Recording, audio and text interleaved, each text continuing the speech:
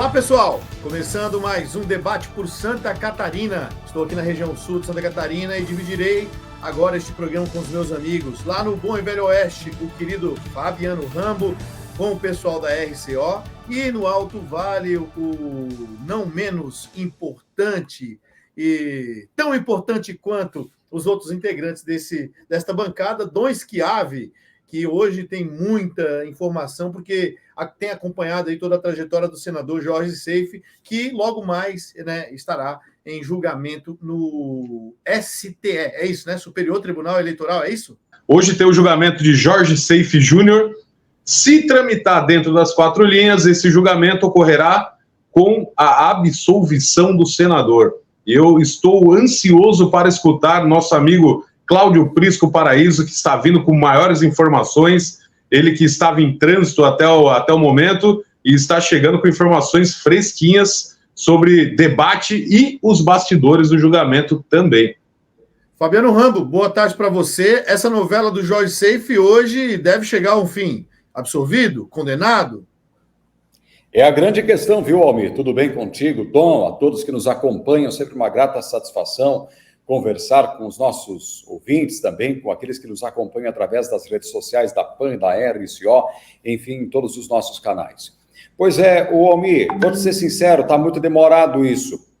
O senador não trabalha, a população catarinense fica naquela expectativa e, por consequência, quem perde é a população que tem um senador que está mais preocupado em se defender do processo do que trabalhar pelos catarinenses, e até entendível por isso. É lamentável que a justiça eleitoral seja tão lenta, nesse sentido, tão pacata, algo que deveria ter sido resolvido ainda antes do senador ter sido empossado, ter sido diplomado no cargo ainda lá no ano de 2022. Uma tristeza, eu diria, desse sentido. Não sei se proposital ou não até. Rambo, se me permite fazer uma consideração, desculpa, Almir, mas o senador, ele está trabalhando, claro que com uma pressão violenta, imagina, né?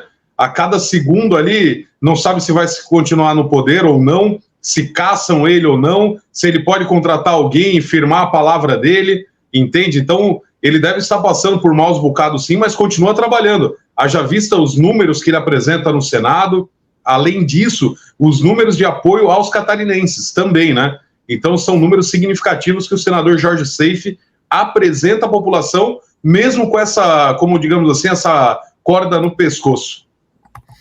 A situação do senador Jorge Seife é uma situação que não é boa, né, para ele. Ele não consegue desenvolver um trabalho, tem que ficar se preocupando com essa defesa.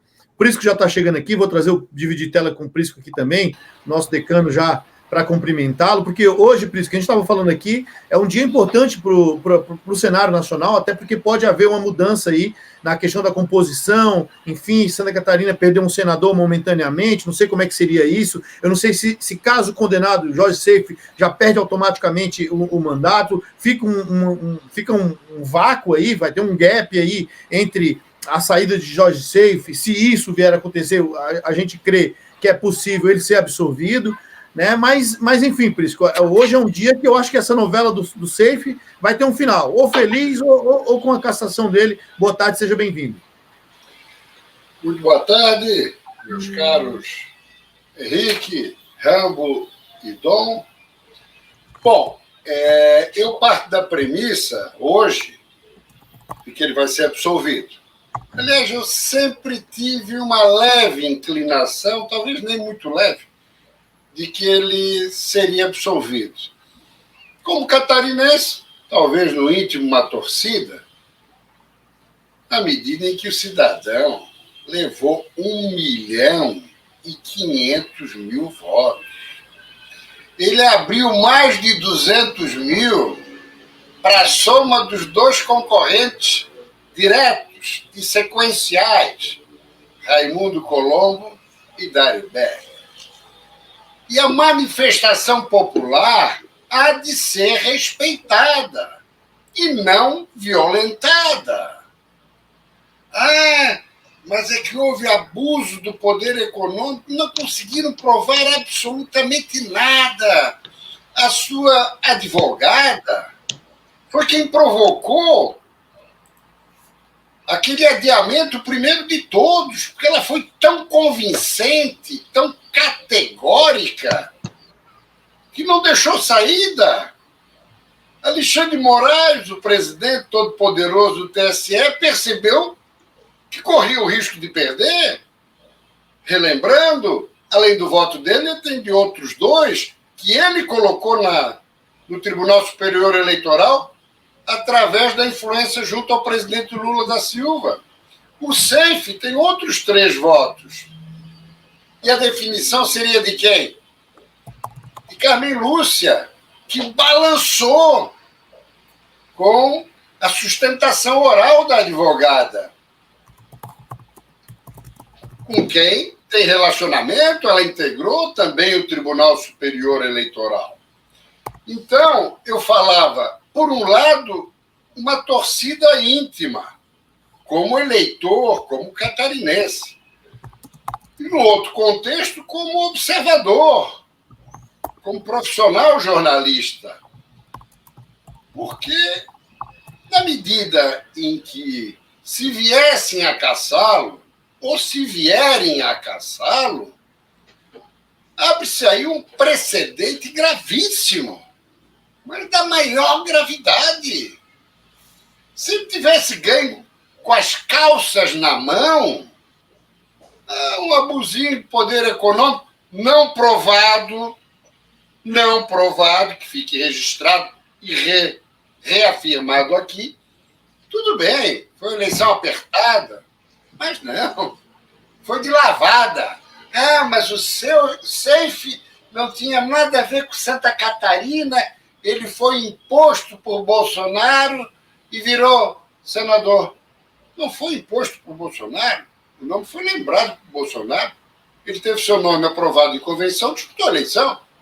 Agora, se Bolsonaro tem força eleitoral para eleger um senador, ajudar a eleger um governador, ambos em 22, além de 11 estaduais e 6 federais, além do governador ilustre desconhecido, Carlos Moisés, em 18, e mais 6 estaduais e 4 federais, qual é o problema?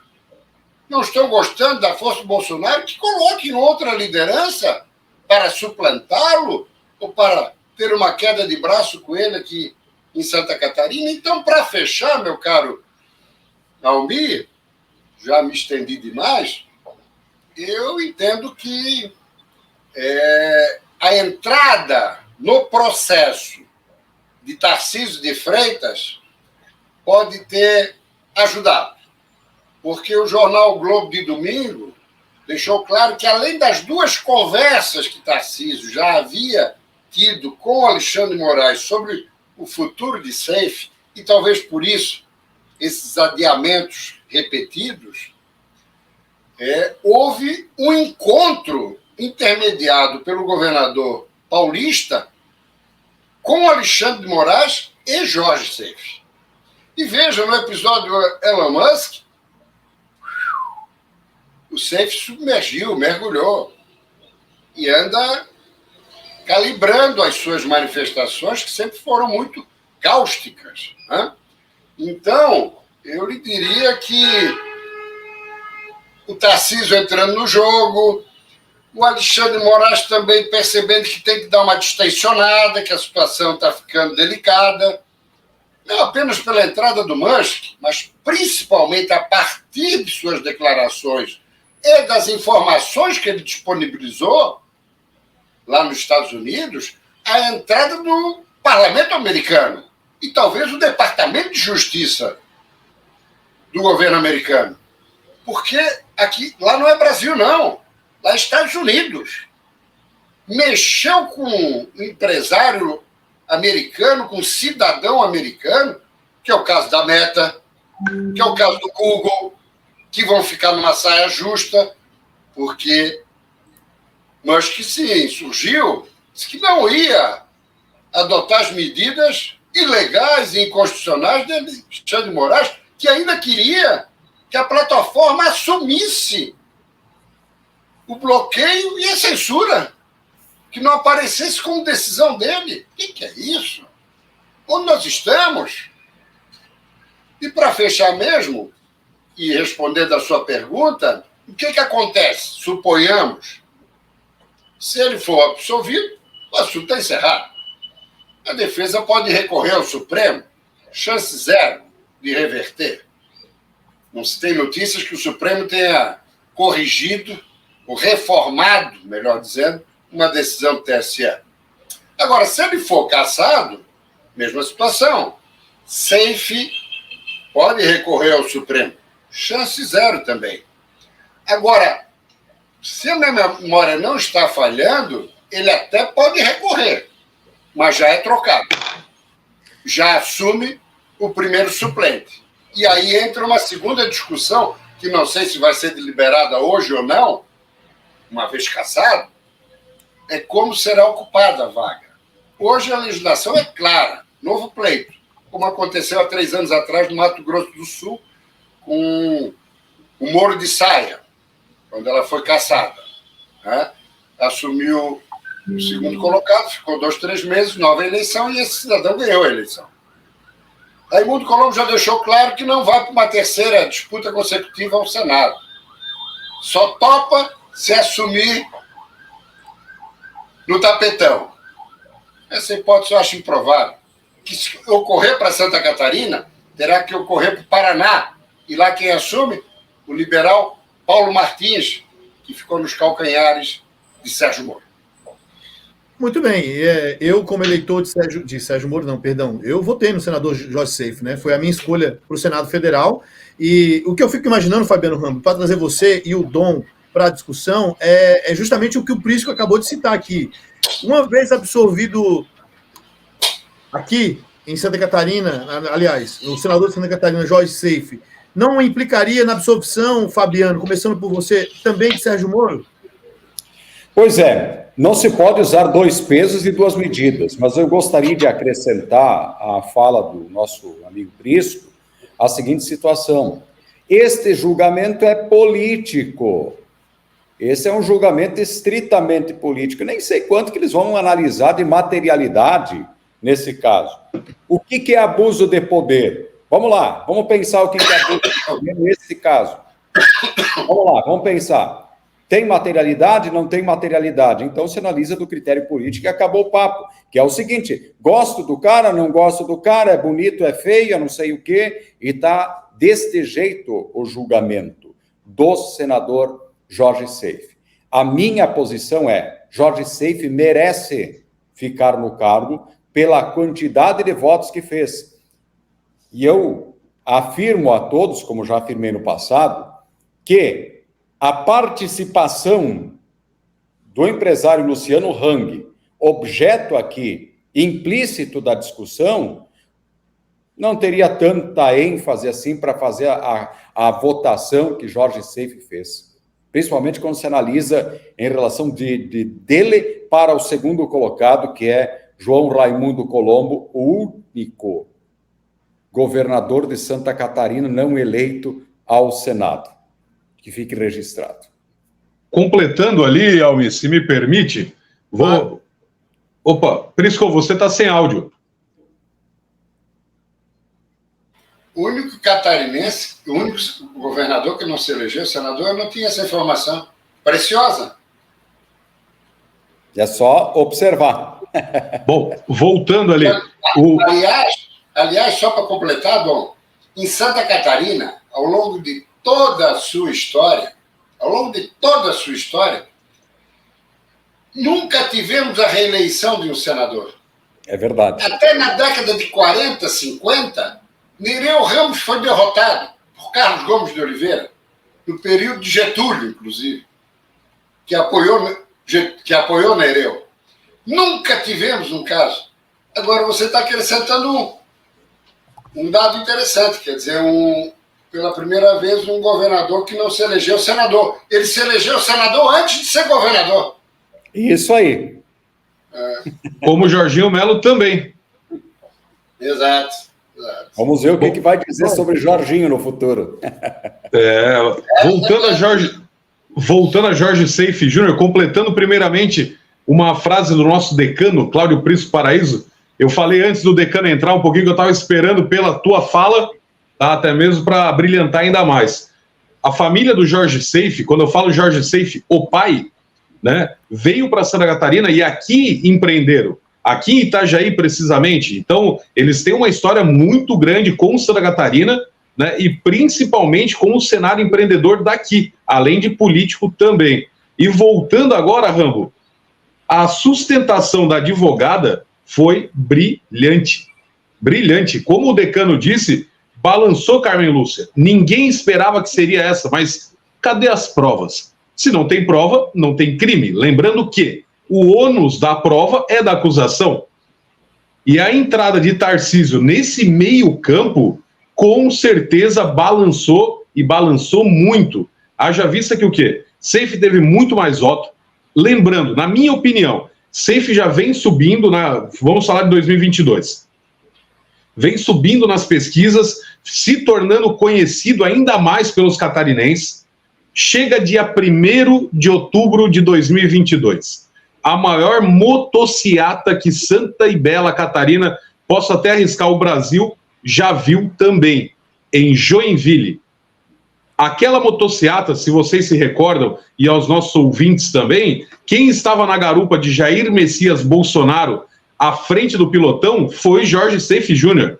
Aquela motociata, quem não sabia quem era ali Jorge Seife, na maior cidade do estado, no maior colégio eleitoral, ficou sabendo. Tirou uma foto, porque o Bolsonaro passou por mim, passou por ele, passou... Quem é o cara que está atrás? Ah, é o senador, vou votar nesse cara. Então, se vocês analisassem ali as pesquisas que vinham sido mantidas, tal, por vários institutos, Seife vem numa crescente. Mas no dia 1º, realmente, véspera da eleição, ele decolou. Ali foi a explosão dele, entendeu? Joinville, lembrando que foram motoclubes ali de praticamente toda a região, e até quem não tinha moto, pegou uma moto emprestada para estar junto também, e viver aquele momento ali que, graças ao bom Deus, esse que vos fala estava presente, foi de arrepiar, foi algo inenarrável, digamos assim. Então, só para concluir a minha fala, se Jorge Seife for cassado hoje, é uma atitude politiqueira, não é nem de política, é politiqueira. Sem provas, tá? Com uma margem gigante dos votos ali, votos esse dos catarinenses, e agora, já reitero o que eu já falei em outro programa. Se tiver novas eleições, é um prazo de até 90 dias. Fecha às vésperas da eleição, tá? E eles vão tentar empurrar para ser uma eleição junto com as eleições municipais, tá? Até mesmo para não conflitar. Mas se tiver novas eleições, segura a onda Bolsonaro em Santa Catarina, tá? Não vai ser nem uma onda que vimos em 2018, muito menos uma onda de 2022. Será um tsunami de reprovação, principalmente dos catarinenses, com tamanha estapafúrdia. Muito bem. Eu tenho duas questões aqui que eu gostaria de voltar ao nosso decano e, na sequência, os outros meninos também, que são duas situações que me fazem pensar e eu fico aqui discutindo, que é o seguinte. Uma coisa é não ter provas, realmente. Se não tem provas, não há o que condenar, tem que absorver o senador. Se é como vocês estão citando aqui, que não há provas, não há prova alguma, não há crime algum comprovado, encerra-se a discussão. Isso, para mim, tá muito claro. Uma outra questão, que aí eu quero discordar dos amigos, é a questão de ele ter tido muito voto. Uma coisa não isenta a outra. Ele poderia ter tido todos os votos para o senador, mas se tivesse cometido um crime, deveria ser cassado. Por quê? Eu entendo que uma coisa não sobrepõe a outra. Ah, mas o cara é muito popular. Ok, mas ele cometeu um crime. Não é o caso do senador Jorge Seife. Né? Eu só quero fazer um comparativo e queria a opinião sua, porque quando você começa a falar, Prisco, e com muita experiência e com muita visão de que já passou por muitos processos como esses, processos políticos, enfim, o fato de ele ter tido muito voto não o isenta de ele responder por um crime que ele possa ter cometido. Almir, deixa eu só pegar um ponto que eu quero voltar à minha fala, se tu me permite, antes de passar para o Prisco. O que precisa na justiça brasileira é analisar objetivamente as decisões, isentando essa questão que tu comentas, viu, Almir? Independentemente do respaldo social ou político, tem crime, puna-se, cumpra-se o que está descrito. Agora, A dificuldade, entendo, no caso Safe, é provar essa materialidade. Prisco, está contigo. São duas situações diferentes. Não conseguiram materializar uma prova. Mais do que isso, não foram feitas perícias, uma série de questões mostradas pela advogada, que disse que nunca tinha encontrado um processo desse, né? O que mostra a motivação política. E aí eu sou obrigado a concordar com o Ramo. É um julgamento político, evidentemente, como, aliás, a maior parte dos julgamentos do STF e do TSE ultimamente. Bom, mas vamos lá. Mas ficou provado, foi o caso, ficou provado que usou a máquina. Ok? Mas daí tem que ver até que ponto a utilização dessa máquina influenciou no resultado final. Se ele abriu, em relação ao segundo colocado, quase 1 milhão de votos, como imaginar que a utilização da estrutura administrativa da van, o empréstimo de helicóptero, o avião do Luciano Hang, pode ter influenciado em quase 1 milhão de votos? Mas daí como é que é, como disse o Almir? Então não vai ser punido? Pode ser punido com uma multa. Agora, cassação do mandato? Como? Se não influenciou no resultado final. Mas aí, o Prisco... Por isso que essa calibragem aí é levada em conta na apreciação jurídica. Para fechar, aqui no Tribunal Regional Eleitoral, embora sem provas, mas eles concluíram que houve abuso do poder econômico. Mas também concluíram, aí por unanimidade, que não justificaria a cassação do mandato, porque não teria influenciado no resultado final. Só para te posicionar essa questão que tu muito pertinentemente levantasse, Almir. Então, aí, Dom, pegando esse gancho do que o Prisco está falando, eu entendo que talvez a avaliação jurídica seja da tipificação e não da quantificação do que isso influenciou. Seria como nós disséssemos que alguém roubou R$1 e ele não responderia porque ele não roubou tanto. Ele roubou só R$1. Então, eu acho que é a tipificação do crime. Eu acho que nesse caso aqui, Prisco, né, eu não sou um profundo conhecedor das questões jurídicas políticas ali que envolve os políticos, mas eu acho que não tem a ver com a mensuração de o quanto isso influenciou, e sim com a tipificação do crime. Eu não sei se é nessa linha. Mas a decisão do TRE foi justamente em cima disso. Reconheceu, embora sem provas, que houve abuso do poder econômico, mas rejeitou por unanimidade a cassação. Por quê? Porque não influenciou no resultado final, na avaliação dos magistrados, entendeu? Claro. Dom, você tem falado com a equipe do senador Jorge Seife, você tem falado com eles, qual é o sentimento da equipe do senador Jorge Seife, do próprio senador, em relação a esse julgamento de hoje, tão tranquilos, tão ansiosos, enfim, você pode trazer um apanhado para a gente? Falei com o senador, inclusive hoje pela manhã, via mensagem de texto aqui, tá? Ansioso, com certeza, porém fervoroso ao mesmo tempo. Seife, que é cristão, né, levanta essa bandeira e é de uma família cristã em si, está muito confiante, tá? Com uma ansiedade, isso é latente, mas está muito confiante. E eu acredito nessa absolvição, justamente pelo que o decano falou. Não houve uma tipificação, não houve um crime, entendeu? O crime estava na prova de utilização de uma aeronave essa que não foi utilizada, entendeu? Então subiu a outra instância ali e agora compete essa batida de martelo para acabar de uma vez, eu acredito que de forma positiva para nós catarinenses, né, esse julgamento. Eu gostaria só aproveitar a carona, não vou dizer se ouvi isso do próprio senador ou de algum assessor muito próximo.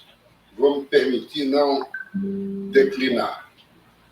Mas há um sentimento de profunda decepção.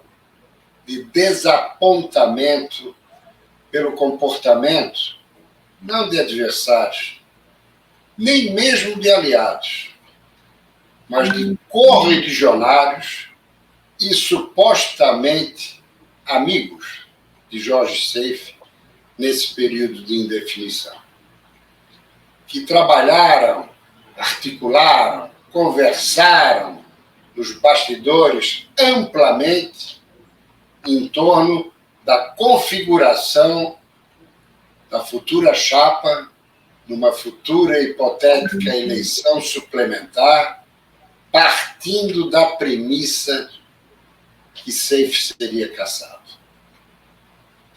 Aí mostra a face, a verdadeira face de muitos cidadãos, de muitos políticos, porque teriam que estar se comportando como?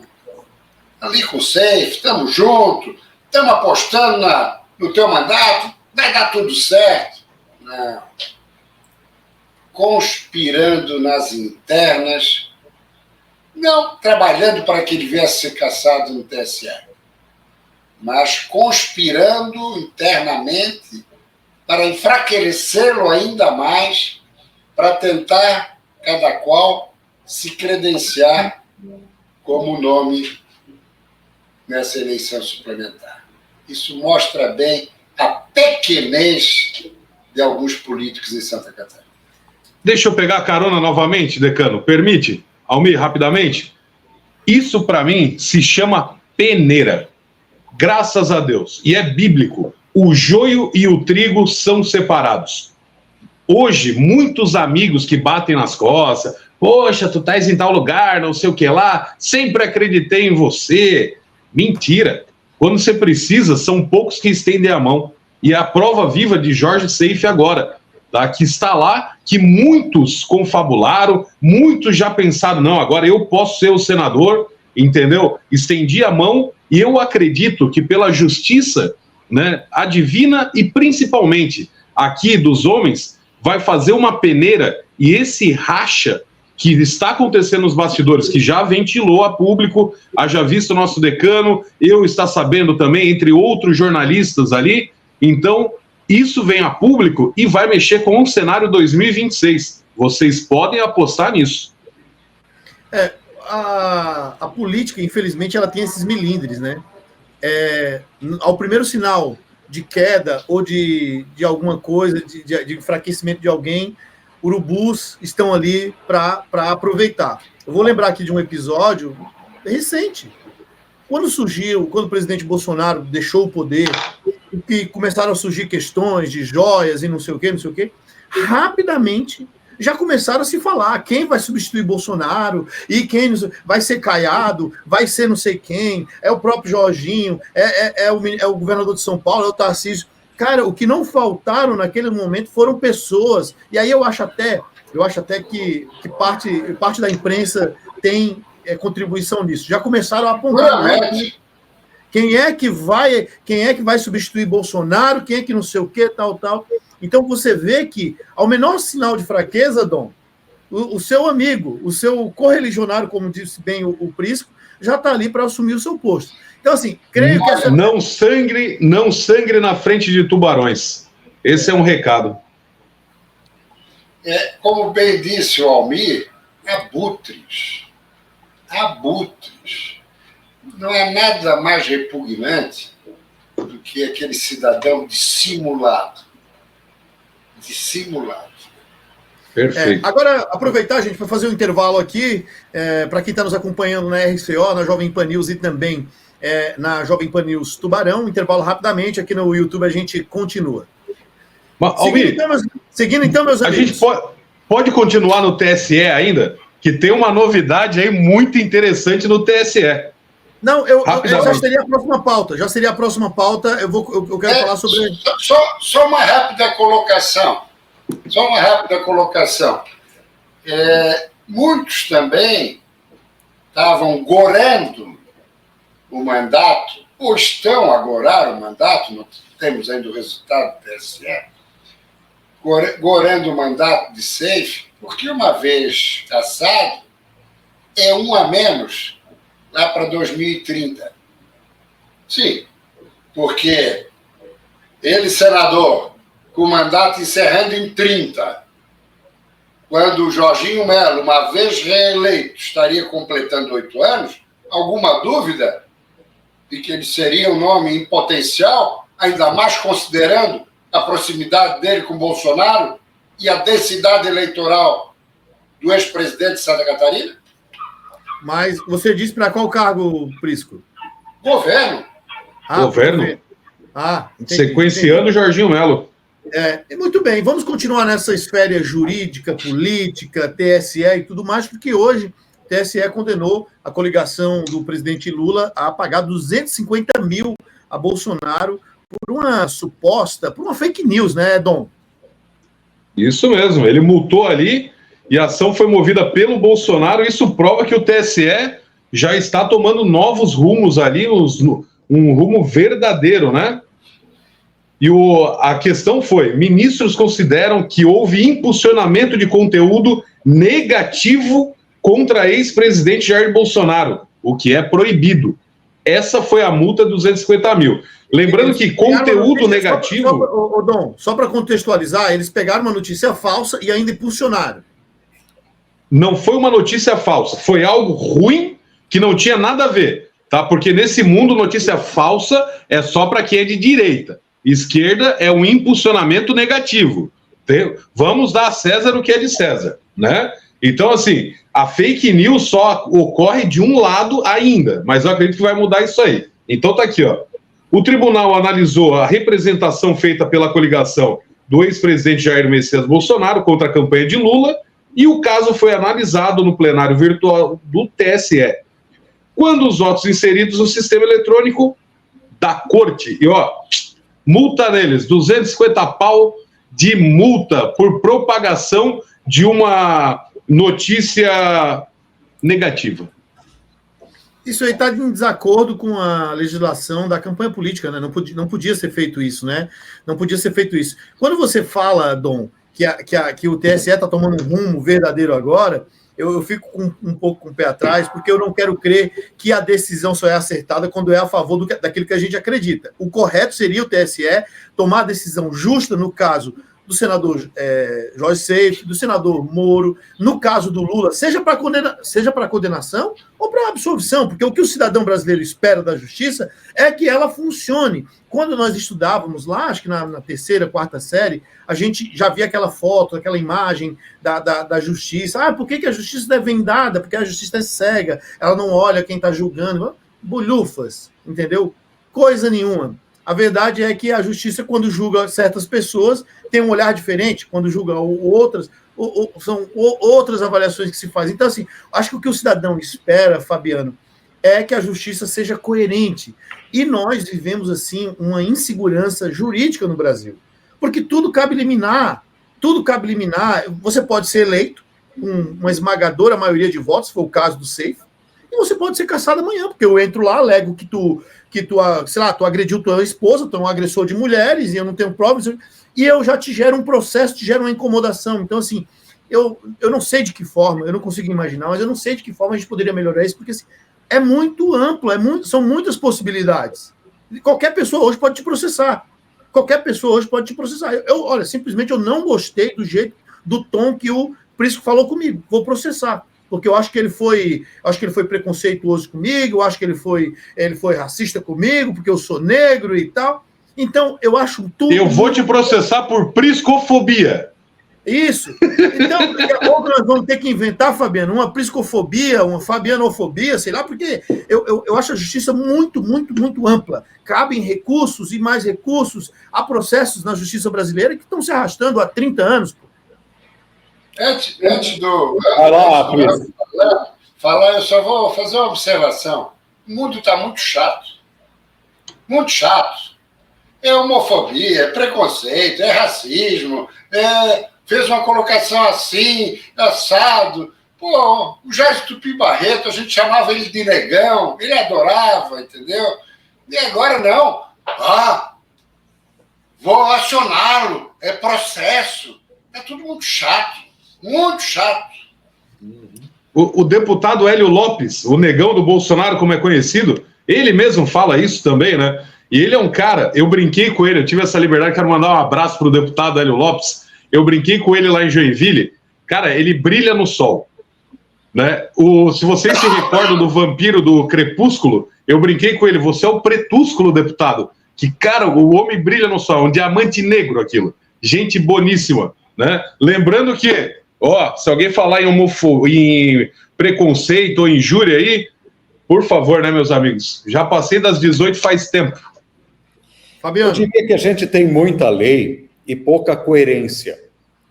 A gente vai ver a quantidade de leis que são feitas diariamente pelos nossos deputados, até mesmo nas câmaras municipais, cuja coerência e execuidade são muito pequenas. Se cria lei, mas não se sabe como elas impactarão na prática. Só porque é interessante, ou, sei lá, para mostrar serviço. Uma curiosidade. Falamos muito aqui de Alexandre de Moraes. Se nós voltarmos no tempo, à época que Alexandre de Moraes era o professor da USP, que era mais conhecido em São Paulo do que no país inteiro, como é hoje, sabe como Alexandre de Moraes era visto na USP? Como um professor de extrema-direita, alguém muito bem relacionado ao PSDB, do tempo que o PSDB era visto como a direita do passado. Nunca foi, né? Nunca foi, né? Mas era como... falamos aqui, era uma esquerda disfarçada. Teatro das tesouras. Nós entendíamos como essa era a direita conservadora do país. Tá? E está aí hoje a situação, a postura. Então, ou seja, nos falta coerência. Nós estamos, o Prisco chamou de chatice, e é chato, mas o nome técnico para isso seria coerência. Nós somos incoerentes. Nós falamos uma coisa, praticamos outra. Nós criamos uma lei para corrigir a outra lei. Então, qual a lógica disso? Eu diria que está na hora de uma nova Constituição. Só para encerrar esse assunto de chatice, de mimimi, tá? Antes de você ser preconceituoso, e eu falo preconceituoso, que é um preconceito pela pessoa ser gorda, magra, feia, bonita, negro, branco, indígena, enfim, seja uma pessoa de caráter, tenha caráter. O único preconceito que eu tenho hoje, eu acredito que meus amigos aqui também, é com quem não tem caráter, indiferente da esfera de poder que seja. Tá? Então, não julgue o livro pela capa, o conheça. Muito obrigado. Muito bem. Depois desse desabafo forte do nosso querido Dom Schiavi, ele vai tomar uma água com açúcar para dar uma acalmada. Tô calmíssimo. Você não me viu nervoso ainda, meu amigo? Eu falei que ele ia tomar água com açúcar. Pode ver que no fundo ali daquele copo tem água com açúcar. Mas vamos mudar aqui um pouco a pauta para a gente não só falar de coisa ruim também, né? O índice de desemprego do país bateu aí, Dom. Você já está na tela, já pode começar falando você. 7,9, o menor índice desde 2014 para o primeiro semestre. O que você tem a falar sobre isso, Dom? Regulamentação da Uber, muito fácil.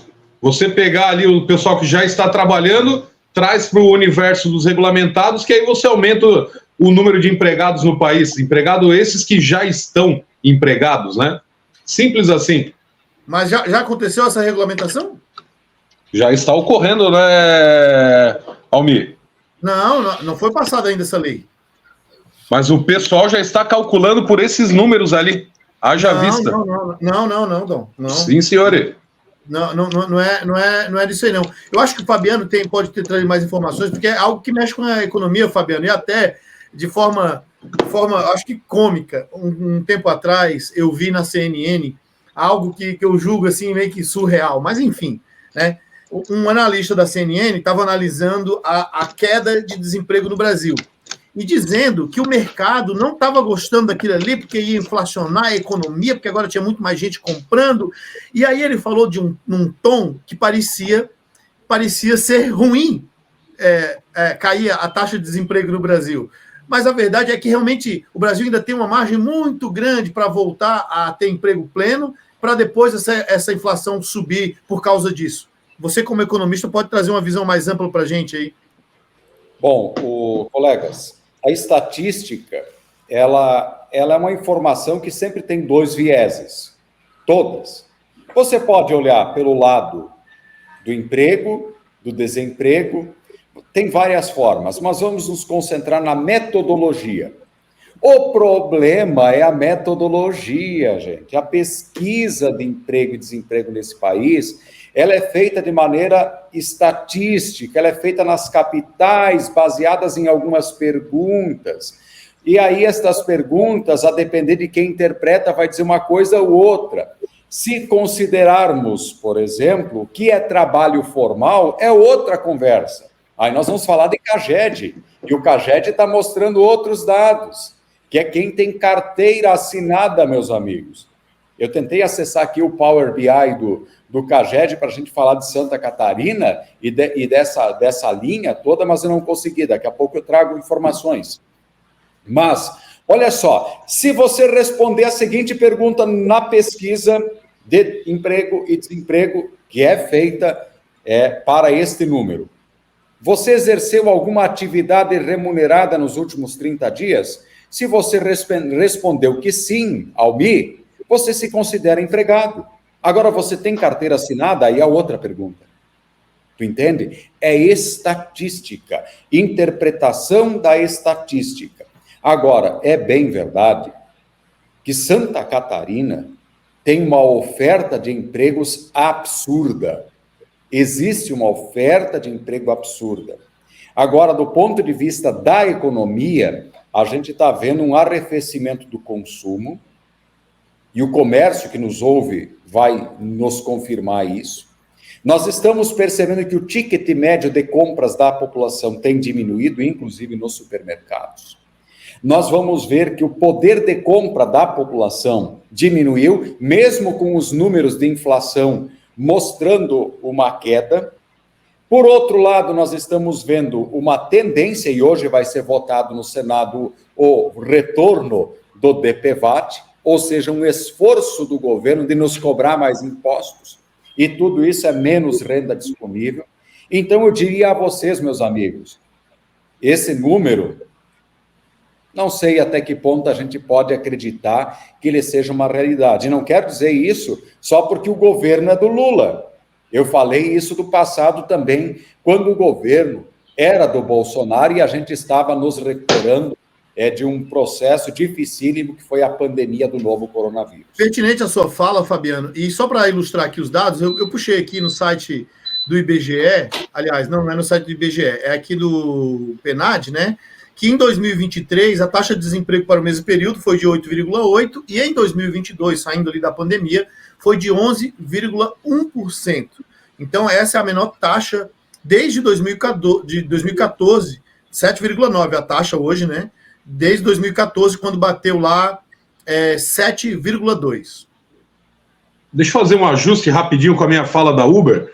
Não foi aprovado ainda, tá, pessoal? Então, assim, é uma retratação minha, não foi aprovado ainda, porém o que corre nos bastidores é que a maioria irá aprovar. Tá? Eu fui até procurar aqui essa informação, mas a explicação do Fabiano Rambo foi brilhante e também podemos considerar isso que eu falei ali, caso aprovado for, que entra nos números também de selitistas, né? Que contam com essa forma.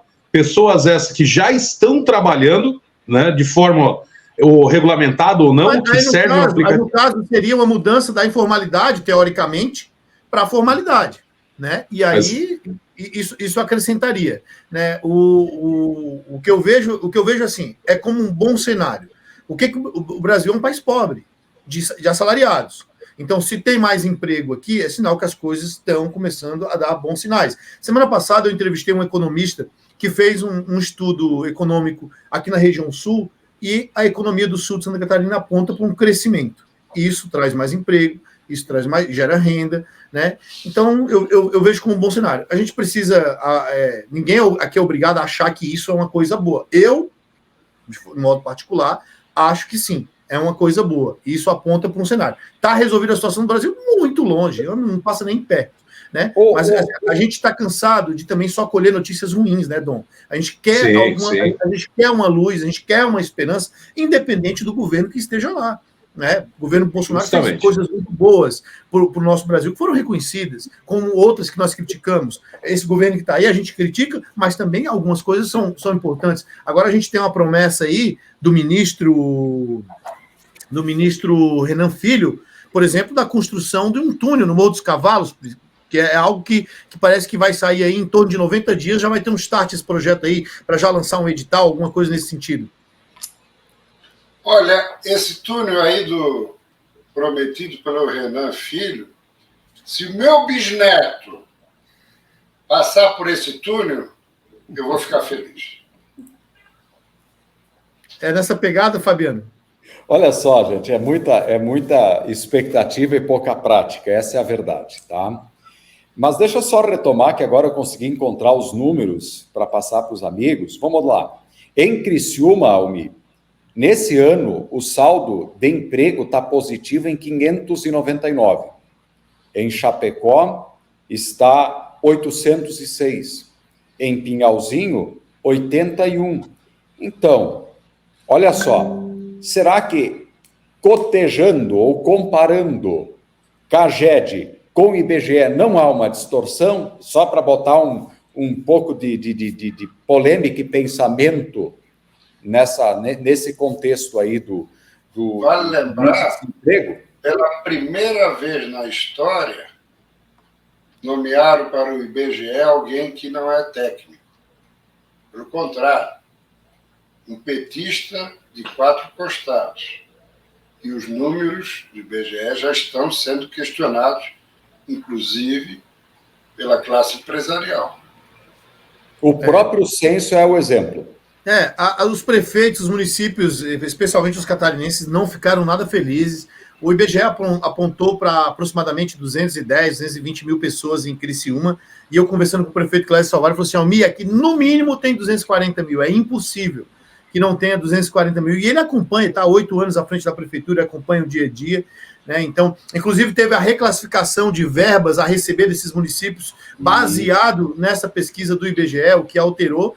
E já emendando essa questão de verba, nós já estamos aqui chegando no final do programa, eu quero trazer um assunto aqui que eu vejo pouca gente falar disso, eu vejo poucas pessoas falarem disso, mas é algo que me causa arrepios só de ouvir isso aqui. Eu estava vendo aqui uma manchete, e eu estou para falar isso desde a semana passada, que é o seguinte: vocês se lembram que até agora, recente, há uma semana, 2 semanas, estava se pegando ali o governo federal com o presidente da Câmara, o Lira, né?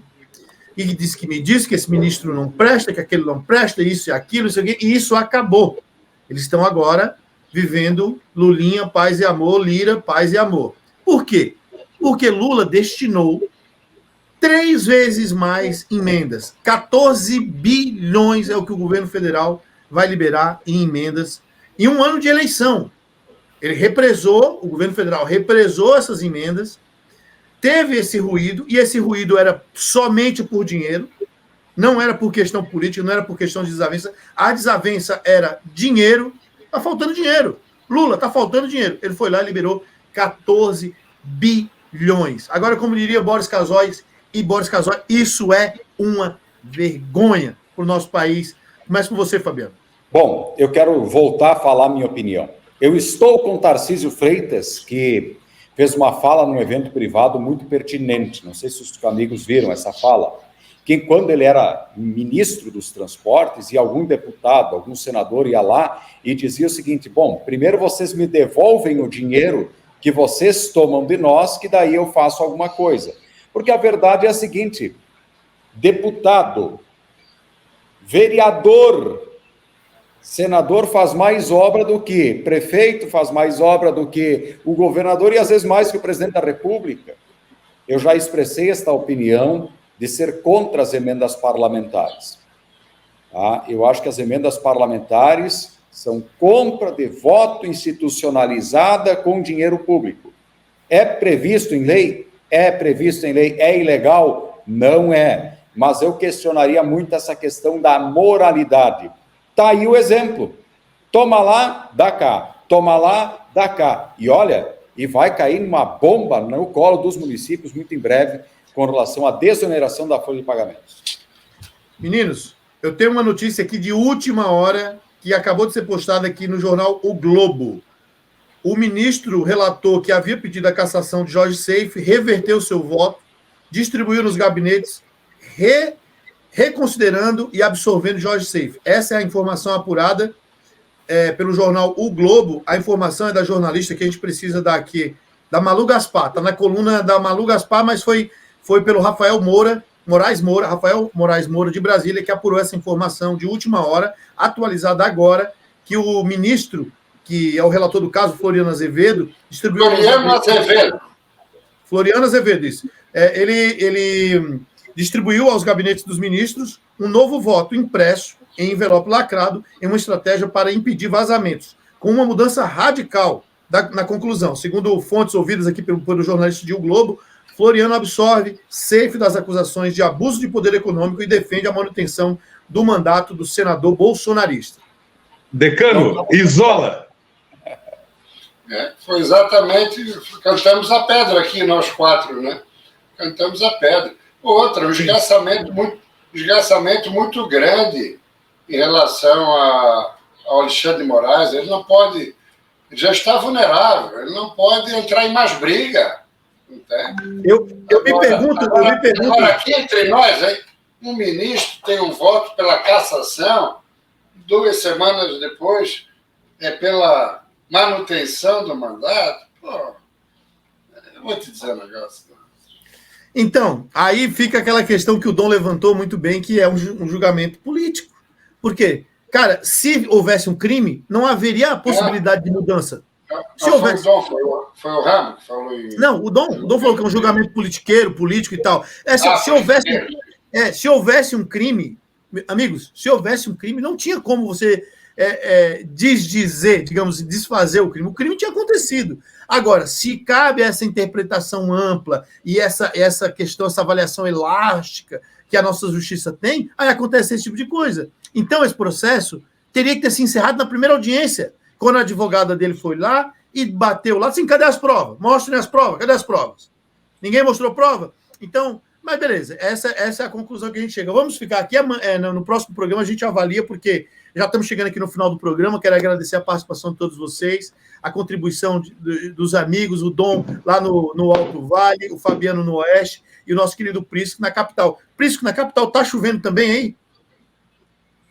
Não. Agora abriu um solzinho e a temperatura está relativamente elevada. Está na casa 27 graus. Então eu vou te dar um conselho. Aproveita o finzinho de tarde, vá na beira-mar, dá uma lagarteada, tomar um caldo de cana e vá depois lá para o seu programa de televisão na Bandeirante de Santa Catarina. Meus amigos, forte abraço para vocês. Valeu, meus amigos. Bom feriado para você que é trabalhador. Não só que fala, hein? Para nós. Para nós. Porque quando você fala para você, é como se você não se colocasse. Você não é um trabalhador, Dom? Você é um pai de família, trabalhador? Eu sou um trabalhador, mas eu estou mandando para eles, em especial, que estão lutando no dia a dia. O nosso trabalho, além da informação, é sentadinho, tá no ar-condicionado, entendeu? Trabalhador para mim, não que não sejamos, mas tem o pessoal lá que está na labuta embaixo desse sol. Esse cara é trabalhador pra caramba. Então, para passar a régua aqui, um ótimo dia do trabalho para você que trabalha, exceto se você trabalha no ar-condicionado, numa cadeirinha, falando no microfone. Não. Forte abraço, meus amigos. Tudo de bom. Até a próxima. Valeu, meus amigos.